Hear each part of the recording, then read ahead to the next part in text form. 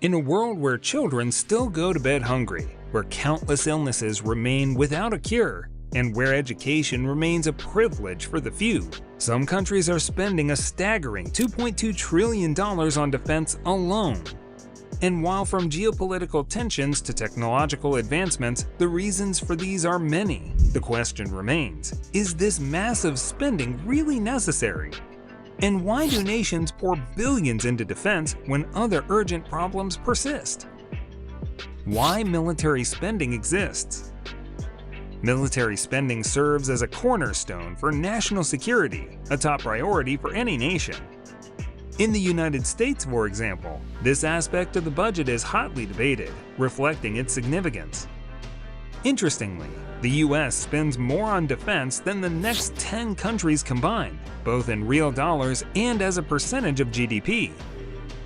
However, the implications of defense budget extend beyond mere preparation for conflict. They also indicate a country's ability to exert influence globally. The size of a nation's military budget often correlates to its capacity to enforce policies and safeguard interests. Policymakers weigh various elements when determining this budget, such as potential adversaries, investment efficiency, and strategic objectives. Shifts in U.S. defense spending, for instance, have been shaped by the conclusion of military engagements in Iraq and Afghanistan. Positive and negative aspects of military spending. Now, let's dive further into military spending, a topic that often divides opinion. On one hand, it's seen as a necessary investment for a country's security and economic well-being. When a country spends on its military, it's not just buying weapons, it's also creating jobs and stimulating the economy. For example, companies that manufacture defense equipment provide employment and contribute to economic growth. This spending also has a ripple effect on other sectors, like technology and education. Moreover, a strong military can act as a deterrent against potential aggressors, thereby maintaining peace and stability. However, on the flip side, military spending often takes a huge chunk of a country's budget, sometimes at the expense of other critical sectors like healthcare and education. The high costs don't end with the initial purchase of equipment. Maintenance and personnel training are ongoing expenses. Critics argue that this is an irresponsible use of taxpayer money, especially when there are other pressing needs. Additionally, there's the ethical question of whether such spending indirectly promotes conflict.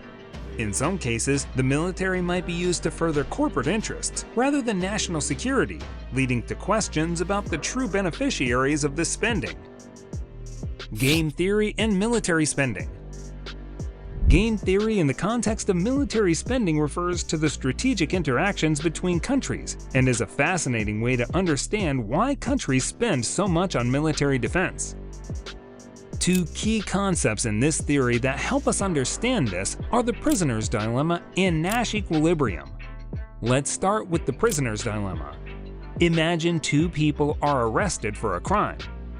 They're separated and given two options: confess or stay silent. If both stay silent, they get a short sentence. If one confesses and the other stays silent, the confessor goes free and the other gets a long sentence. If both confess, they get a medium sentence. The best outcome for both is to stay silent, but the risk of the other confessing makes both likely to confess. This is similar to military spending.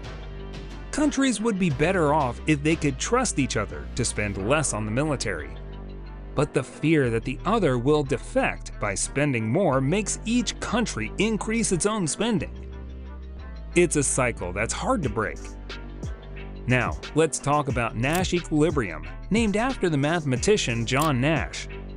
The phenomenon occurs when each country's military spending is set in such a way that no single country can benefit by unilaterally changing its spending. For example, if country A reduces its military budget, it might become vulnerable to country B. If country B increases its budget, it might trigger an arms race, making both worse off. So, they reach a state where neither wants to change their spending, even though a mutual reduction would benefit both. To put it simply, think of it like a standoff in a movie where two characters point guns at each other. Neither wants to shoot first, but neither wants to put their gun down first either. Military alliances. Military alliances like NATO also play a crucial role in today's world. Formed in 1949, NATO was a response to the actions of the Soviet Union, aiming to prevent the spread of communism. The alliance has grown over time, now including 30 member nations.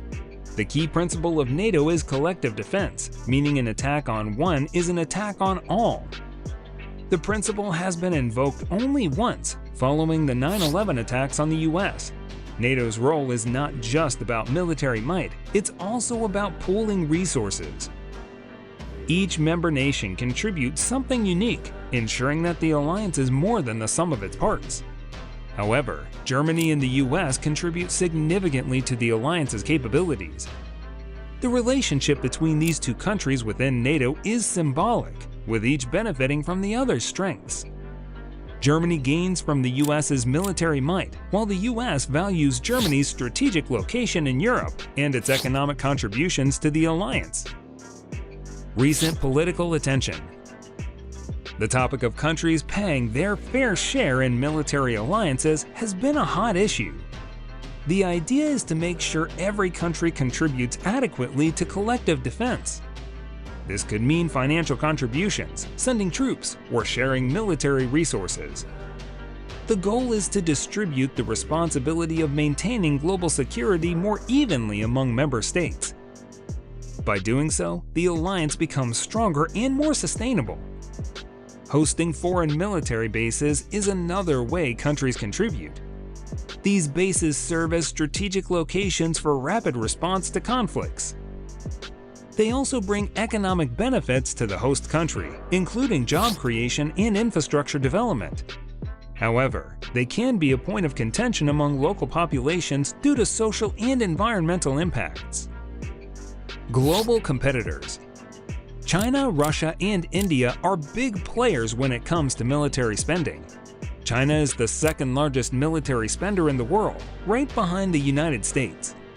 Its defense budget has been growing rapidly, reflecting its ambitions to be a global superpower. Russia is not far behind, ranking third in global military spending. The country allocates a large part of its budget to defense, focusing on modernizing its military capabilities. Similarly, India is also a top military spender, ranking among the top 5 globally. The country has ongoing conflicts with neighboring nations, making defense a top priority. These 3 countries are not just spending to show off their military might, they are investing in capabilities that they believe are essential for their national security. Ironic situations. Nevertheless, economic interests sometimes trump political and military tension, leading to a complex and ironic situation. For instance, Australia finds itself in a peculiar situation when it comes to military spending. While the country is part of a military pact known as AUKUS, which aims to counter China's growing influence in the Pacific, it also heavily relies on trade with China.